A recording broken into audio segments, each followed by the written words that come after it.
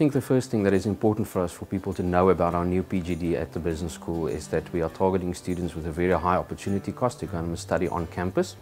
The PGD consists of a first on-campus block and then a final on-campus block where we get all of the learning to be encapsulated, to wrap together with our electives and entrepreneurship. So we're targeting people with the cost of coming to Stellenbosch, the cost of travel, which may be from Nairobi or Lagos throughout the continent, it may be from Johannesburg, but also the cost to be away from work, to come and spend an entire week on campus, we know is quite a high premium to pay for business students. And with the technology facilitated learning approach, where students can consume the content on their own, wherever there's a broad internet connection, the opportunity cost is significantly reduced to study at the business school. Secondly, we know that from experience that MBA students dread the research thesis. It's a challenge for them, for many students, not necessarily the reason they want to pursue business studies, and hence there's no research component within the PGD, it's only coursework. And then finally, there's a focus on entrepreneurship within the PGD. So we know that there's a lot of entrepreneurs out there that would like to study, that would like to spend time at business schools. It's purely not feasible for them from a financial opportunity cost perspective.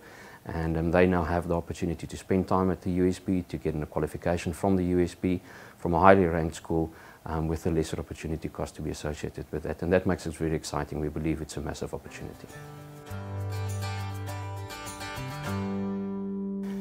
In our MBA course, we've always had a capstone on strategic management. We think it's very important that if you cover all of the functional disciplines, that you have a capstone course that brings all of this together. So in the MBA course, we typically ask the students within strategic management to apply all of their functional discipline learning within that module.